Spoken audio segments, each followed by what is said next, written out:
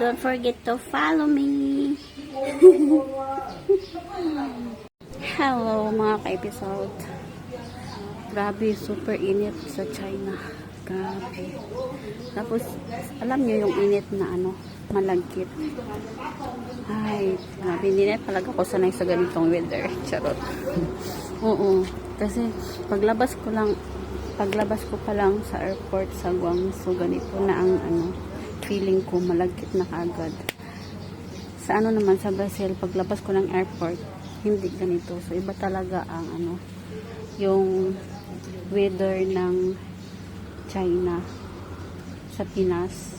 Like, siguro sa sa Asian countries, ganito na siguro yung mararamdaman ko na tawag ito, yung super init tapos lagkit. So, today's, tawag dito? Kalimutan. Ano ngayon? Nakalimutan ko. Ganito. Another day. Oh, wait. Ganito siya. Another day here in Taishan, China. So, mahina lang ang boses ko kasi may kausap si Bianan while making sa aming lunch. And then, yun nga, ang ipapakita ko ngayon pala sa inyo is napakalaking patola. Mahaba at malaking patola. So, first time ko din nakakita ng ganito in my whole entire world. So, papakita ko na sa inyo. Wait. So, nandito siya. Nung last time, kailan ba yun? Nung May, wala pa tong bunga. Tapos, ngayon, pagbalik namin, may bunga na siya, napakahaba. At napakalaki. Tingnan nyo, oh. 1, 2, 3. Tapos, meron pa doong isa. Tapos, meron pa ditong isa. 1, 2, 3. Mga 3.5 kadangaw. Super lucky. Diba? Kita mo yun? Tapos ganito siya ang hitsura niya. So, hindi na siya makakain. Kasi sa sobrang laki niya. So, gaway na lang siyang panghilod. Diyan lang yan siya. And one more thing. May papakita ulit ako sa inyo. Dito lang yan sa sa backyard, sa likod bahay ng aking biyanan. So, meron din ditong passion fruit. Wait, excuse me. Passion fruit. Ganyan.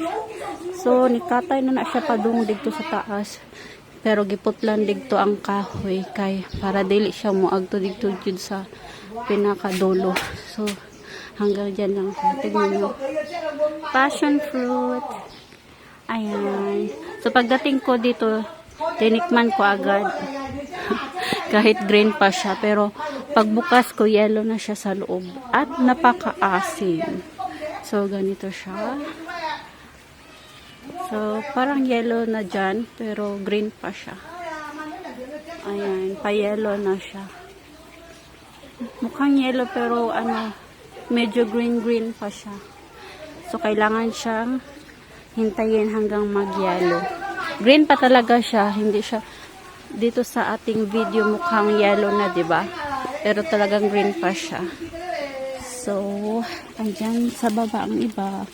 Kasi sapa na dyan yan. Sapa na siya dyan. So, isang lang siya, isang puno. Ganyan siya. Then, hangtod ning katay na. Ayan. Diba? Free na siya. May free passion fruit na tayo. Pwede gawing juice. So, dito is may sapa. Meron ding isda. Tilapia. Pwede mag-fishing, pakain sa pusa. So, ang pusa na lang pala namin is, na lang, 2 baby na lang at natira. At, mga 3 malalaki na lang yata natira. So, ayan ang daming fish. So, hot today. Grabe talaga. Iwan ko kung bakit. So, hindi naman ako pinapawisan dito. Hindi ako pinapawisan. Ang pawis ko is nasa katawan. So, super basa na ng aking bra. At ang aking likod. Which is gusto ko yun. Kasi hindi talaga ako pawisin. So, dito lang ako pinapawisan talaga. Kahit gaanong exercise ko din, hindi ako nalalabasan ng pawis. Ewan ko kung bakit. So, ang kailangan ko lang talaga is ganitong weather para magpawis tayo. Which is kailangan ng ating body magpapawis. Diba? So, ayun lang for today's episode, mga ka-episode. Thank you for watching and listening to my episode today. Walang ibang masabi.